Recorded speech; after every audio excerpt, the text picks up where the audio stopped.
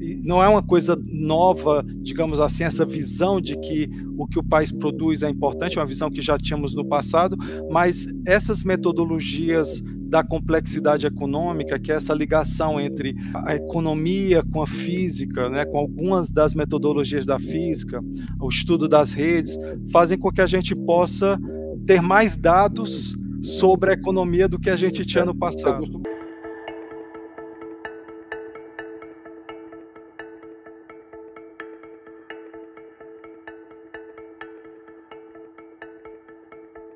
Olá, sejam bem-vindos a mais um episódio do nosso podcast Missão Desenvolvimento. Sou Paulo Gala e hoje tenho a honra, a alegria de receber aqui Clóvis Freire Júnior, um dos grandes especialistas na temática de sofisticação produtiva, complexidade e diversidade, diversificação econômica. São vários palavrões aqui que eu já peço desculpa, já vamos explicar, né, o que é tudo isso, vamos ligar a tecla SAP para não falar economês, mas antes de mais nada eu queria dizer que fico muito, muito feliz, né, muita alegria de receber o Clóvis aqui, porque esse realmente é um tema que eu sou apaixonado, talvez uma das coisas que mais tenha me fascinado nessa minha trajetória de pesquisa de desenvolvimento econômico, talvez tenha sido essas medidas de complexidade e de diversificação como um instrumento quantitativo, né, para medir riqueza e pobreza das nações. Eu acho que foi um salto empírico, uma descoberta empírica fantástica de economistas e físicos, né? Trouxe outra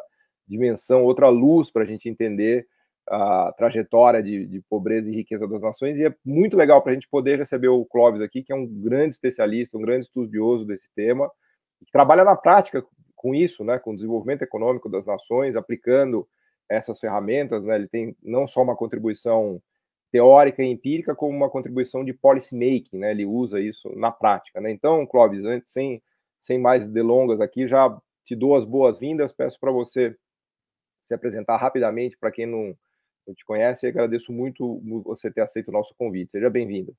Não, muitíssimo obrigado, Paulo. Antes de mais nada, muito obrigado pelo convite, é um prazer e uma honra estar aqui, é um prazer estar conversando com você. Eu sou funcionário da ONU já há 20 anos, eu trabalho na área de comércio internacional, investimento e tecnologia, e eu chefio uma seção de análise e pesquisa na área de commodities, e o meu trabalho é ajudar os países que são dependentes de commodities, como o Brasil, a sair dessa dependência de commodities, através da diversificação econômica para esses produtos que têm mais complexidade, mais sofisticação.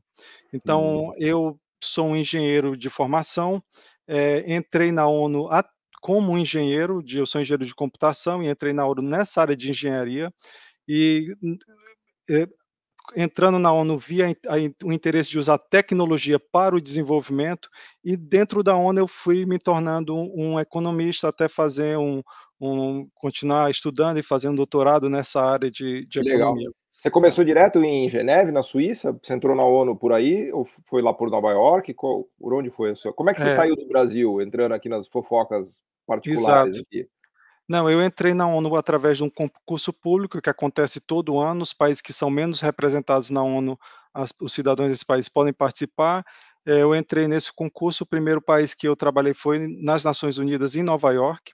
Eu era engenheiro a minha especialidade era criptografia, então eu era engenheiro de segurança de dados para a ONU em Nova York. E depois de lá eu fui para Bangkok, o escritório de economia e desenvolvimento econômico e social, similar à CEPAL.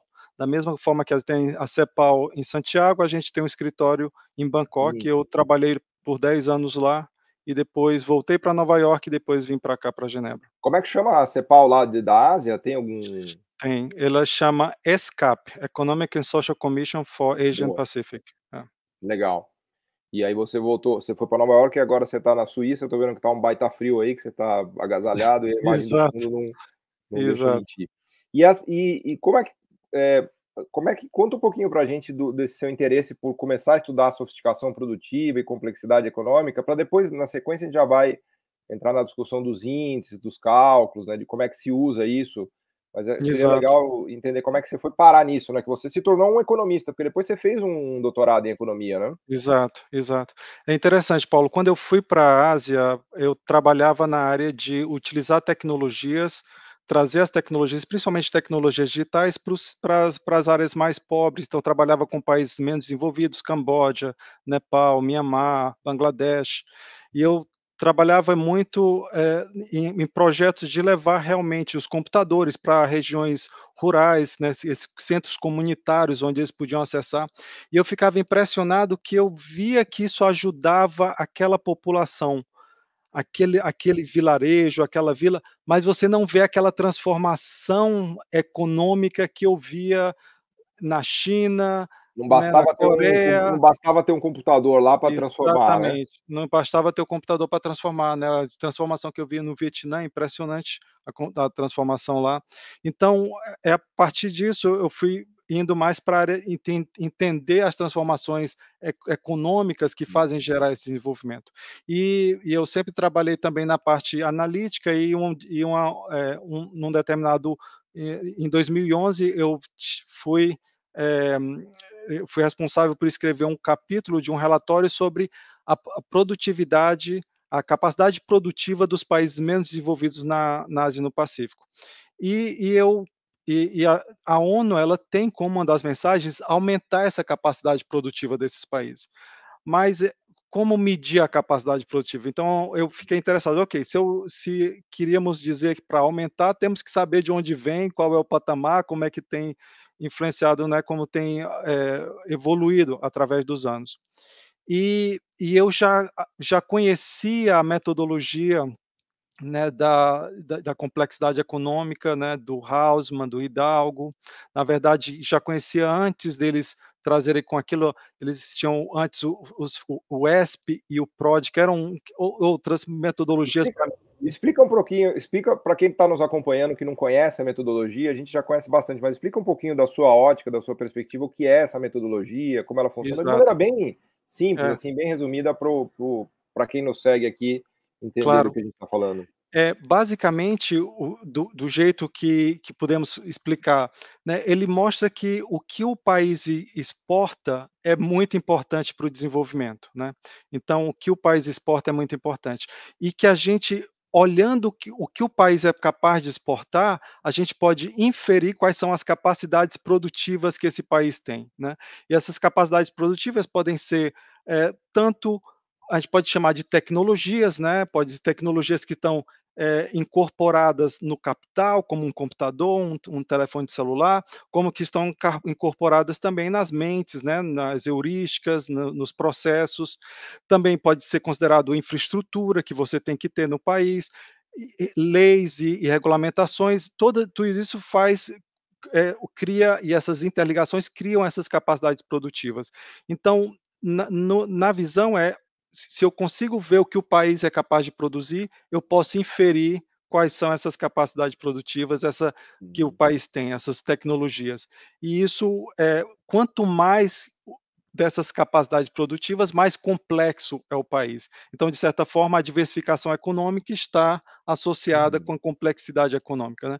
Então essa visão é uma visão que remete também ao estruturalismo, né, e não é uma coisa nova, digamos assim, essa visão de que o país produz é importante, é uma visão que já tínhamos no passado, mas essas metodologias da complexidade econômica, que é essa ligação entre a a economia com a física, né, com algumas das metodologias da física, o estudo das redes, fazem com que a gente possa, ter mais dados uhum. sobre a economia do que a gente tinha É, no eu passado, né. costumo brincar que é como se assistir televisão numa tela digital 4K ou numa Exato. televisão preto e branca, né, agora com complexidade a gente assiste em alta definição, né. Resolução, exatamente, em alta resolução. E então o interesse era utilizar essa metodologia, esses métodos para ver quais são as capacidades produtivas desses países menos desenvolvidos, né, ver como elas aumentaram ou Uhum, diminuíram através do tempo. E a Ásia, ela tem a Ásia é interessantíssima, aquela região, né, a Ásia do Pacífico, porque você tem países muito desenvolvidos tecnologicamente, né, do Japão, Coreia, uhum, China, e do países que são muito uhum. ainda no início do seu desenvolvimento tecnológico, né, Porque os então mais ricos e os mais pobres, um os do lado mais do outro ali, pobres, né, em né, meia hora de voo, você sai da fronteira tecnológica para um dos lugares mais pobres do mundo, né. exatamente, exatamente. Mas eu te interrompi, Clóvis, você estava contando que você travou contato com esses trabalhos que inicialmente começaram lá com o Danny Rodrik, depois com o Ricardo Hausmann, depois Exatamente. com o César Hidalgo, quer dizer, você já tinha contato disso em 2008, 9, 10, Eu já e aí vinha acompanhando. você deu uma contribuição, né, segue nessa história para a Isso, gente isso, eu entender já vinha melhor. acompanhando esse trabalho e vi que seria essa ideia da complexidade econômica seria interessante utilizar então, para tentar ver qual é essa capacidade produtiva dos países menos desenvolvidos. O problema é que a metodologia, do jeito que eles utilizam, eh eh, de certa forma, eles não consideram esses países menos desenvolvidos, né, países que são menos populosos, países com economias menores, eles, por razões metodológicas, eles não consideram em como, utilizar o método deles. Então eu tive que fazer algumas alterações, na verdade várias alterações. Eu lembro que eu comecei, com, o pri digamos assim, revisão número um, zero, né, Hum. como esses estudiosos, Hausmann e Hidalgo e outros utilizam esses métodos. Aí começa a mudar, revisão número um, 2, 3, 4. Eu estou hoje na revisão 46 né, testando aqui e Você tá ali. com 40, você tá na versão Na 46 de tentativa de 46, melhorar a metodologia, né. exatamente, exatamente. Porque então foi vendo que, de certa forma, a metodologia deles não se aplicava para esses países menores e menos desenvolvidos, países mais pobres, que é Porque, o só para nosso entender, é foco. porque na verdade eles, assim, porque pelo que eu entendo na metodologia deles, eles querem capturar aquilo que os países exportam com vantagem comparativa no mercado Comparativa, mundial, né. Os exatamente. pobres, eles não conseguem exportar quase nada, é por isso que eles saem da amostra ou da metodologia do Hausmann? Os mais E pobres conseguem, tem muito é, pouco a colocar no mercado mundial, né. eles têm muito pouco o que colocar no mercado mundial. De certa forma também, quando você utiliza essa metodologia da vantagem comparativa, né, Revelada, né. revelada, você tem que utilizar você faz uma fração entre o que o país exporta de um produto com o total que o país exporta. E esses países têm uma exportação que é muito volátil, né. Então, Uhum. um ano, como eles são muito dependentes de commodities, o preço do commodity pode subir, a exportação total aumenta, então ela faz com que os produtos que o país ele exporta com vantagem comparativa revelada eles modifiquem muito Uhum. rapidamente de um ano para o outro. Em Então função do faz preço, em função especialmente em do função dos preço, preços, né. exato, faz com que você tenha resultados muito espúrios. Então, por exemplo, eu lembro quando eu estava utilizando essa metodologia no início, eu fiquei surpreendido em um dos anos a Groenlândia era o país mais complexo do mundo. No outro ano, o Camboja era um dos países mais Hum. complexos e era justamente o ano que o Khmer Rouge estava, né, tomando o Phnom Penh, então não é impossível que nesse ano particularmente, inclusive fosse o mais complexo. Explica aí o que que é o Khmer Rouge tomando o Phnom Penh, que ninguém sabe É, o que que é isso aqui no não. ocidente, Clóvis. Não, então, justamente durante todo esse período que você teve ali o período da guerra do Vietnã com os Estados Unidos, e teve toda essa convulsão na parte da Ásia, então teve um grupo revolucionário, né, que tomou, o Camboja, e de origem e ideologia marxista, e praticamente invadiu a capital, que chama Phnom Penh, né, e com isso, levou várias pessoas para campos de extermínio, então foi um momento daquele país, Complicado. o Camboja, muito complicado, né, que não deveria a complexidade ter aumentado de forma alguma. Então esses resultados espuros aparecia quando utilizando esses métodos, né. E então utilizando como a gente pensou para resolver esse problema? Para resolver esse problema, em vez de utilizar essa ideia da vantagem comparativa, revelada, a gente tinha que utilizar simplesmente vamos considerar todos os produtos que o país, exporta, né. Então Uhum. se o país exporta, mesa, cadeira, geladeira, consideramos todos, não queremos saber se tem uma vantagem comparativa revelada ou não.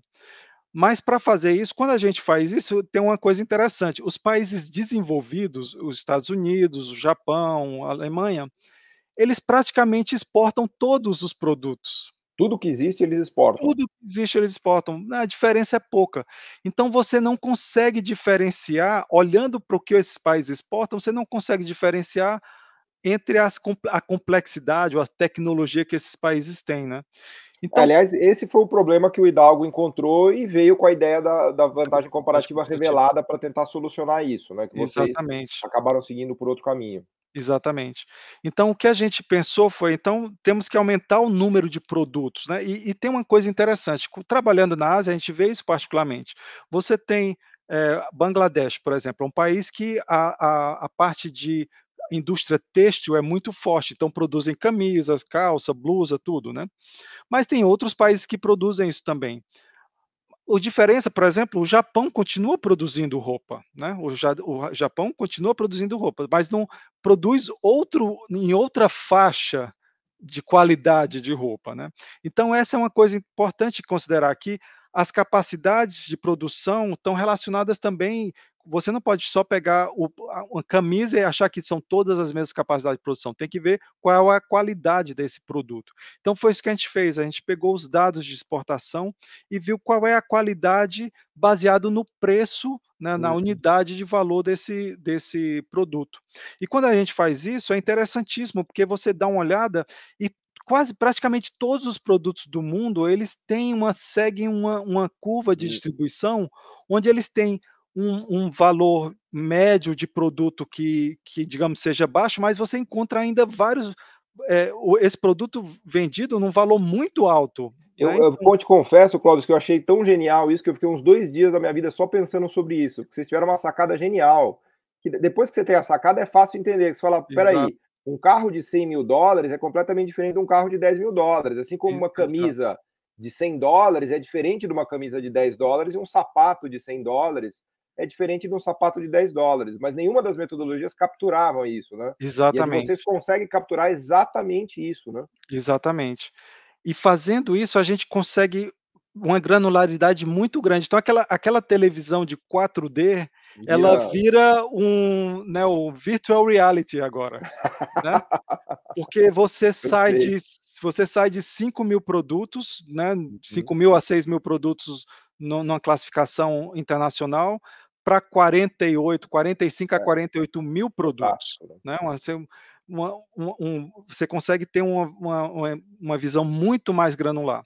E quando a gente faz isso, a gente consegue ver algumas relações e algumas, regularidades empíricas muito interessantes, Paulo, e que podem formar países como o Brasil na diversificação e outros. Uma coisa que a gente observa é que quando a gente usa esse bem desagregado, a diversificação econômica ela fica associada, ela é positivamente associada com o valor total do produto interno bruto dos países, do PIB. Então, Uhum, digamos assim, quanto maior a diversificação, maior associado o valor do PIB. Por uhum, que é isso interessante? Porque até então nessa estudo de diversificação, sempre se associou a diversificação com o PIB per capita dos países. uhum, Então você pensa: "Ah, para o Brasil chegar ao PIB per capita dos Estados Unidos, eh, talvez esse não seja o melhor exemplo, digamos assim, porque o Brasil é um país grande, os Estados Unidos é um país grande, mas pegamos um país menor, por exemplo, digamos a Colômbia, que é menor do que o Brasil. Para a Colômbia chegar no PIB per capita dos Estados Unidos, ela teria que ter o mesmo a diversificação dos Estados Unidos, produzir a mesma quantidade de produtos dos Estados Unidos.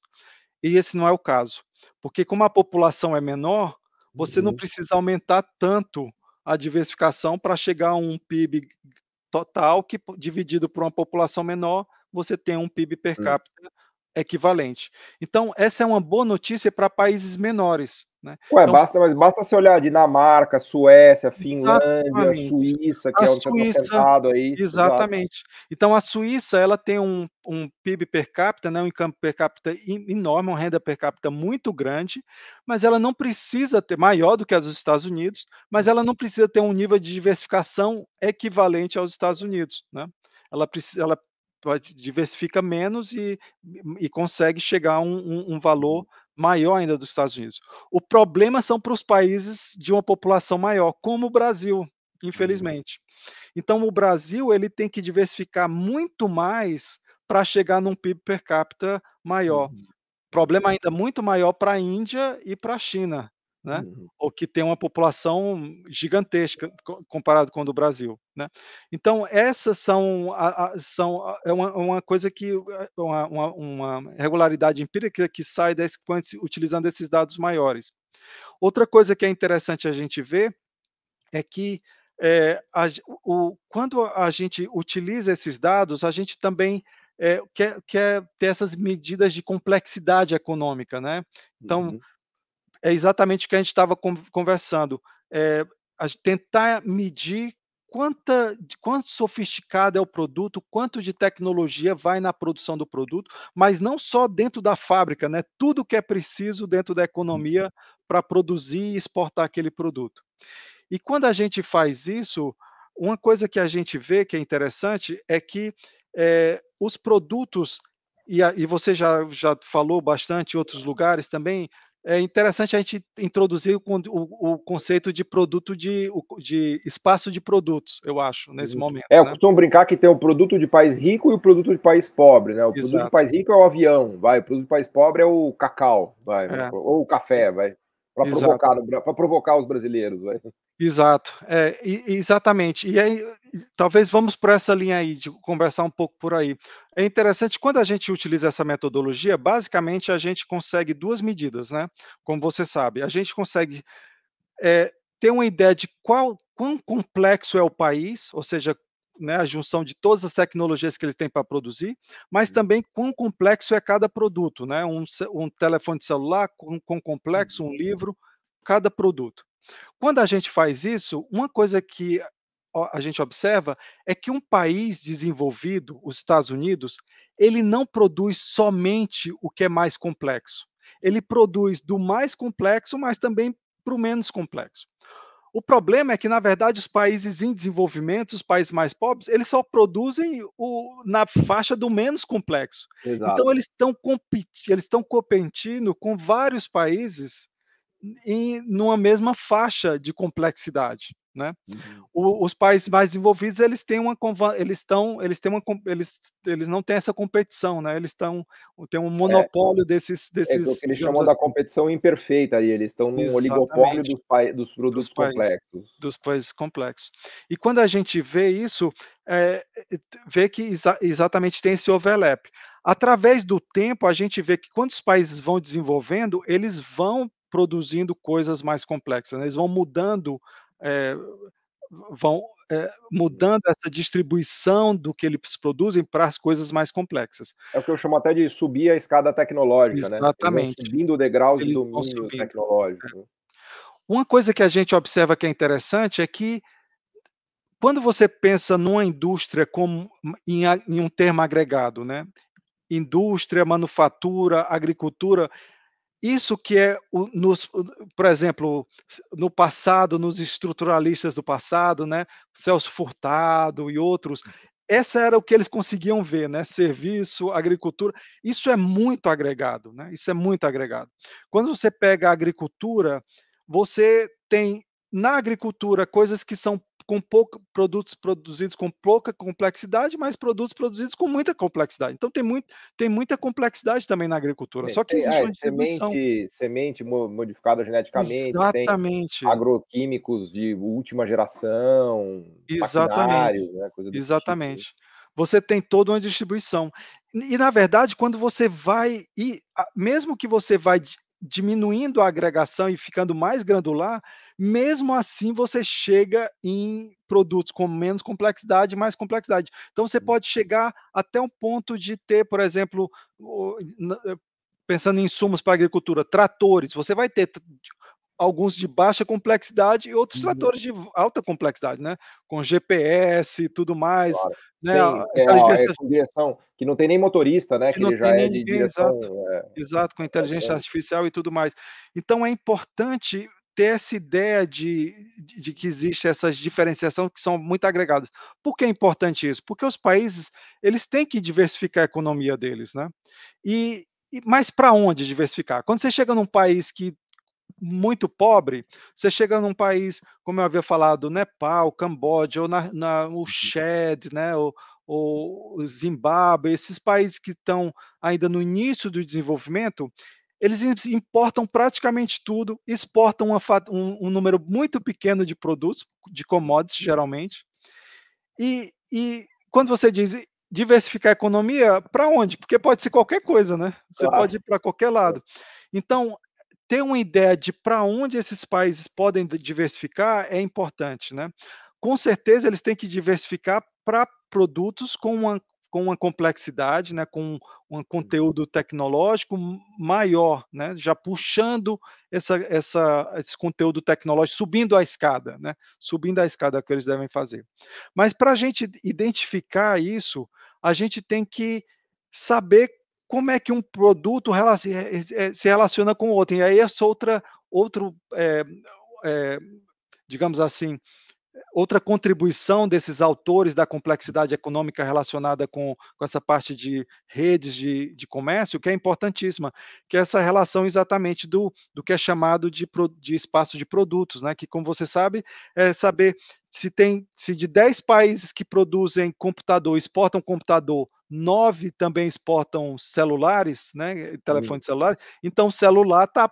próximo do Eu computador nas costumo brincar que ele é capacidades meio produtivas. primo, meio irmão, né, são produtos meio Exatamente, primos, né. exatamente.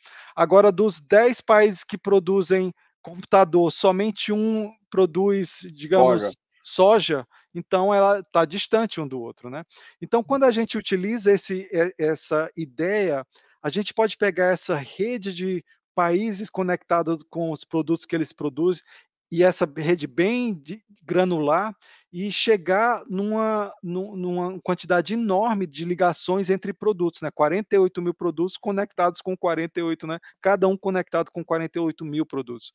E quando a gente faz isso, uma coisa interessante, Paulo, a gente vê que quando os países, eh, quando você pega um produto e vê esse espaço de produto, os produtos que estão próximo, eles têm uma complexidade próxima também. Então, digamos assim, computador está próximo de celular, e a complexidade dos 2 está próxima também. Uhum. Então, está sempre próximo. Principalmente quando você está entre os produtos menos complexos, quando você está ainda no início da escada. Uhum. Mas chega um momento da escada, quando você está chegando num determinado, nível de produto, que que estão próximo deles já, os que estão mais complexos não estão mais próximos deles, tá mais distante, Você vai ter que dar saltos, né. você vai ter que dar saltos. E é justo quando a gente olha, isso, é justamente mais ou menos onde estão os países que estão no que a gente chama dessa trap do Da país renda da média, renda média, né, da renda média, né. da renda média. Que a gente chama de em português da armadilha da renda Aí média. da armadilha da renda média. Então esses países que estão ali na armadilha da renda média, eles têm que diversificar para produtos mais complexos, mas os que são mais complexos já não estão tão próximos. Você precisa um salto maior. E quando você precisa um salto maior, você precisa de mais, digamos, suporte do Estado, do governo, Uhum. de prover, facilitar esse salto, né. O Brasil, por exemplo, teve essa experiência há muito tempo atrás com a Embraer, né, Uhum. quando criou não só a Embraer, como criou o Instituto O ITA, Tecnológico né, o Aeronáutico, o ITA, para CTA, formar, aliás, até criar agora tem inovações lá em São José que decorrem disso, né. Aliás, se tem um exatamente, salto que deu certo no Brasil, foi o salto da Embraer, né. exatamente.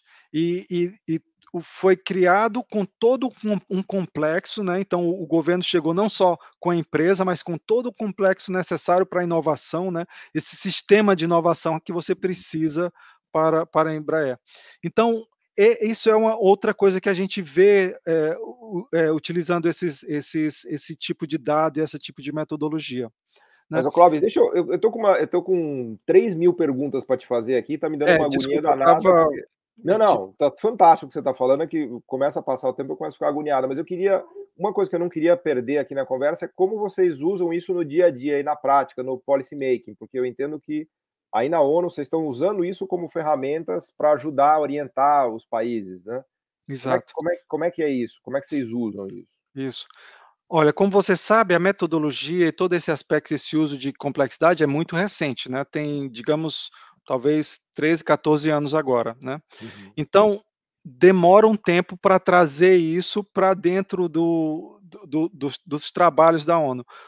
A Eu diria que ainda hoje está muito entre pessoas, está mais entre em pessoas que utilizam a tecnologia, a Entendi. metodologia, do que Uhum. realmente alguma coisa muito estruturada. No momento que a gente faz, como a gente faz isso? Por exemplo, para dar um exemplo concreto, a gente tem um trabalho com Angola, ajudando a Angola com a parte de diversificação econômica, uso de tecnologia, inovação em Angola. Como parte desse trabalho, a gente usa essa metodologia para identificar quais são os potenciais áreas para a diversificação do país, porque aí a gente pode pensar Boa. agora no próximo passo, se uma das áreas é, digamos, a Angola, ela exporta óleo, né, óleo cru, né, petróleo Sim, cru. 80% das exportações de Angola é Ma petróleo, né? Exato, até às vezes mais do que isso, dependendo do preço do petróleo, né. Uhum. Então, uma área relacionada que sai, por exemplo, é toda essa área de plásticos, de petroquímico, seria uma área que poderia ser desenvolvida. Mas exatamente quais produtos ali dessa área, por exemplo, né, pode ser desenvolvida. Outra, ela importa muito, praticamente alimento todo importado, né. Então essa área da parte de agricultura e de alimentos, né, processados, pode ser Uhum. uma área. E aí a gente identifica de uma forma bem granular quais são os potenciais produtos, faz uma identificação junto do país, porque o que Uhum. sai da análise ela é muito, é um número grande de potenciais produtos, digamos Uhum. assim. E aí você tem que trabalhar junto do país, especialistas, e dizer: "Isso faz sentido para Angola, Sim. isso não faz sentido", né. E a gente coloca outras, camadas, por exemplo, se tem 100 áreas que o país poderia ir, vamos escolher aquelas que utilizam menos recursos, que são mais difíceis no país, que utilizam menos energia, por exemplo. Vamos Claro. escolher aqueles que estão associados com mais emprego, né, para criar mais emprego. Então você começa a colocar algumas camadas na escolha. E a partir daí a gente trabalha as políticas, as medidas de intervenção de política exatamente relacionadas com aquelas Uhum. áreas.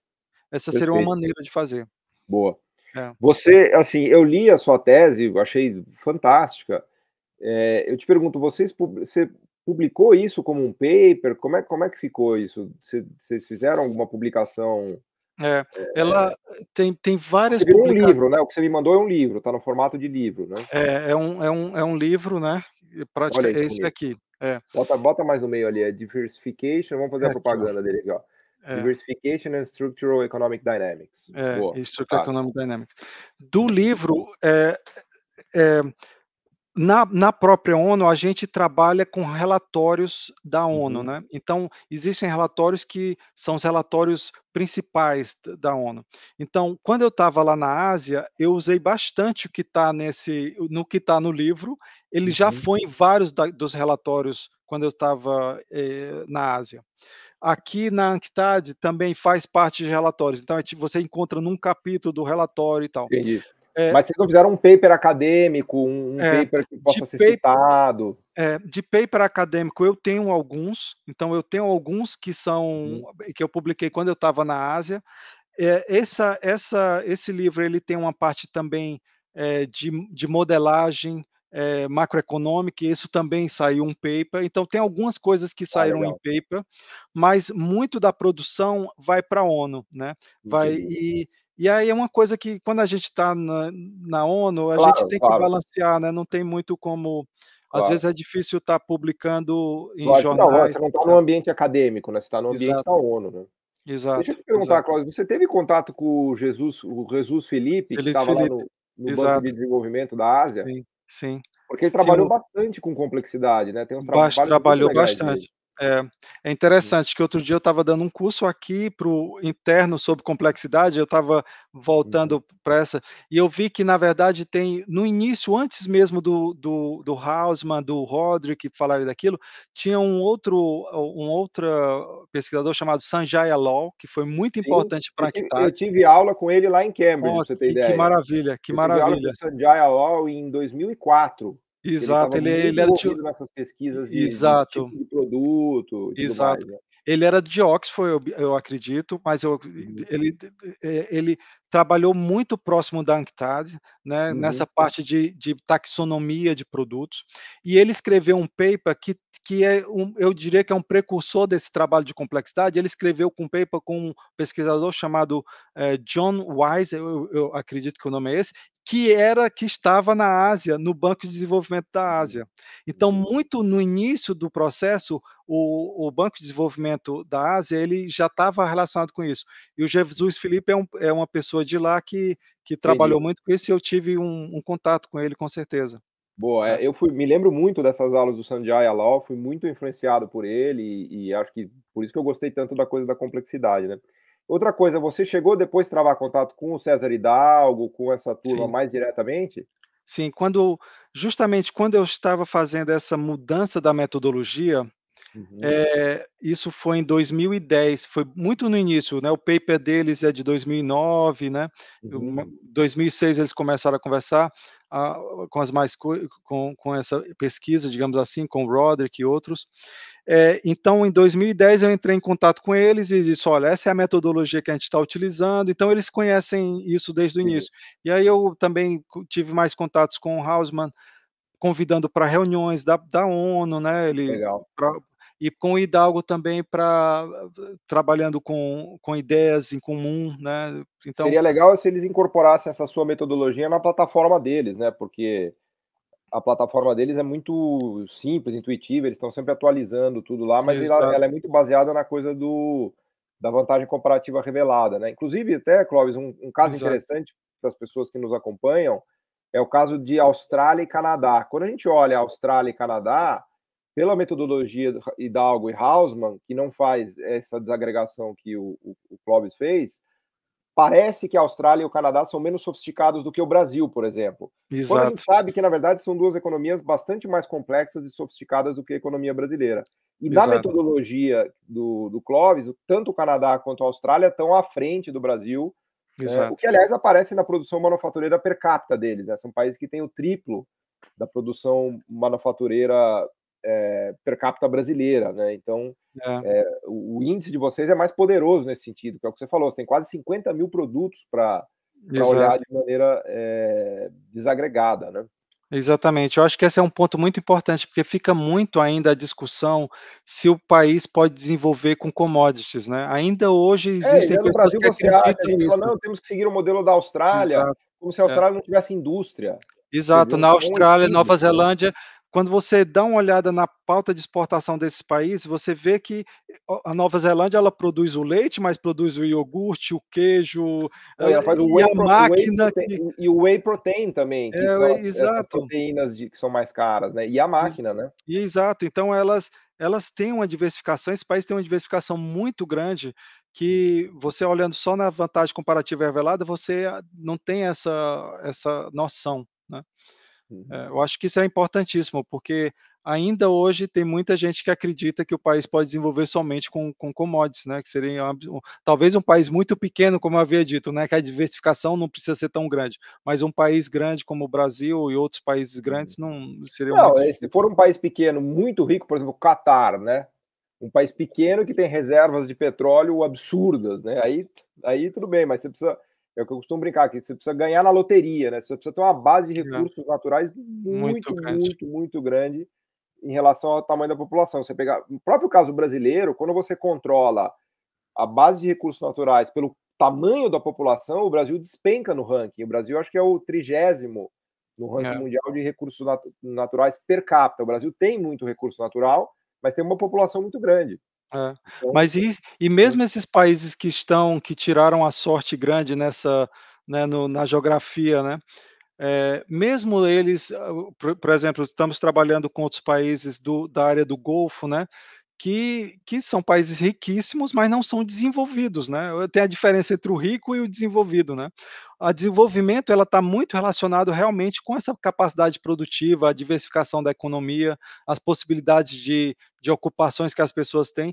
Esses países com certeza estão ricos, mas eles entendem hoje que eles têm que sair e É, porque eles diversificar, têm desigualdade muito alta, né, tem também é. problema de saúde, educação, tudo isso, né. Exato, exato. Uhum. Boa, boa. Fantástico. E como é que estão aí os próximos passos, Clóvis? O que que você tá fazendo aí? O que que você está enxergando? Eu acho que essa metodologia de complexidade, eu sou um entusiasta disso, né, eu acho que é um negócio que está crescendo a cada dia, inclusive a quantidade, né, de países que têm adotado isso como base de políticas públicas é crescente, né? Eu vejo o Hausmann dando consultoria para vários países da América Central, do Caribe, do Espanha, do Exato, México, o César Hidalgo também, né? E tive essa grata surpresa de saber que você também está trabalhando com isso exato. é, na ONU e sendo um brasileiro, né? Você é originário da onde aqui no Brasil, Clóvis? Eu sou de Fortaleza, Que legal, que legal. de Fortaleza. E a a intenção agora aqui é realmente criar um programa nessa área de complexidade, né, Uhum. então, uma coisa que vamos conversar e você vai ser com um dos convidados, é Opa, uma conta rede comigo. de especialistas em complexidade, né, nos países em desenvolvimento, para a gente saber quais são as pessoas que a gente pode contar e trabalhar nos países em desenvolvimento que têm esse conhecimento de complexidade. Essa rede a gente está começando esse ano. A gente tem um projeto que a gente está começando agora com o Senai de Pernambuco, Que que a legal. gente vai fazer uma análise no Porto do Suape, para ver quais são,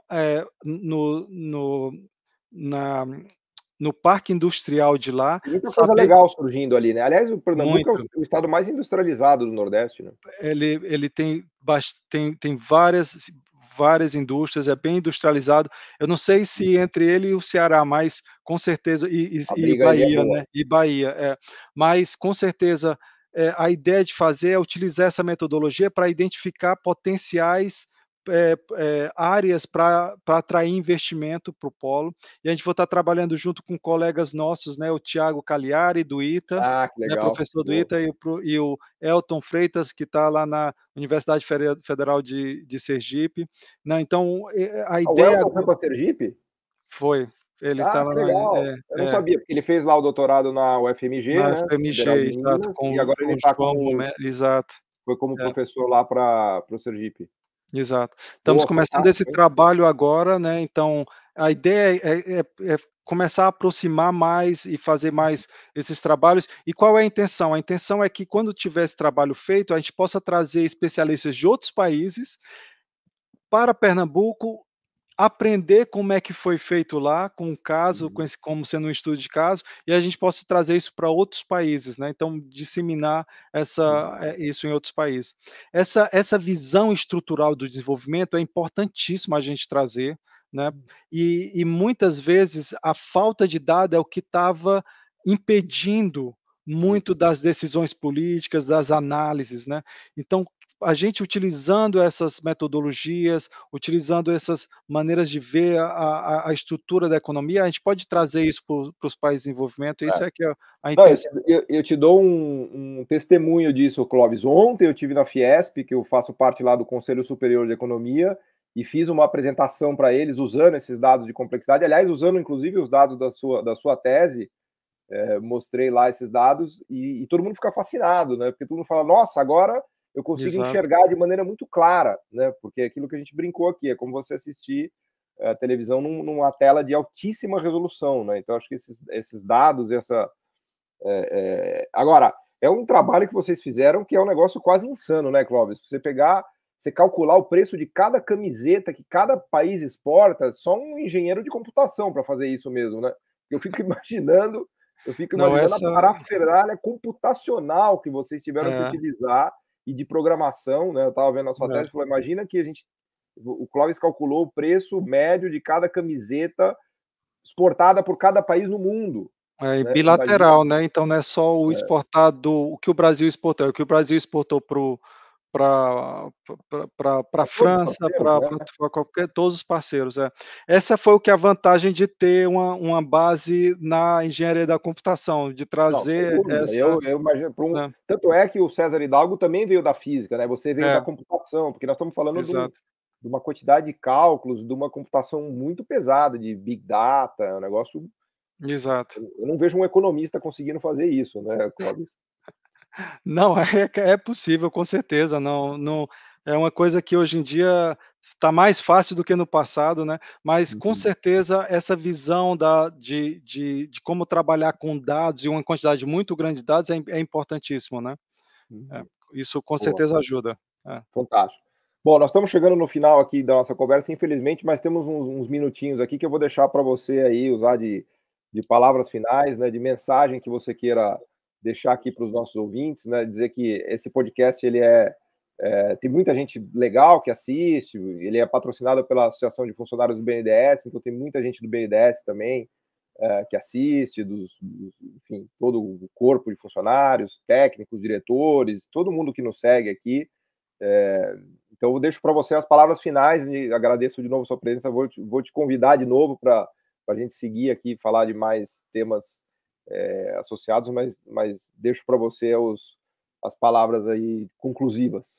Não, obrigado, Paulo. Eu acho que hoje a gente acabou focando muito nessa questão dos métodos, de como utilizar dados e tudo, e é interessante ver como isso pode ser trazido para a realidade das pessoas. Então essa é a mensagem que eu quero deixar final, é que isso a gente não está falando no vácuo. O objetivo é fazer com que países em desenvolvimento e países que são dependentes de commodities, que são a maioria dos países, Paulo, dos 195 países que são membros da ONU, da UNCTAD, onde eu estou, 95 países em desenvolvimento são dependentes de commodities, né. E são sempre os mais E são os pobres. mais pobres, né? Dos 32 países com menor índice de desenvolvimento humano, 29 são dependentes de commodities. Então, Caramba, ele isso tem um impacto direto na vida de pessoas que estão nesses países. E o objetivo é ajudar esse país a sair dessa dependência.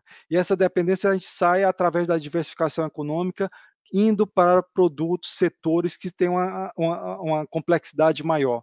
O importante é como fazer isso, né? Como identificar esses setores, como identificar as políticas que possam trazer, fortalecer e trazer esses setores que não existem na economia, né?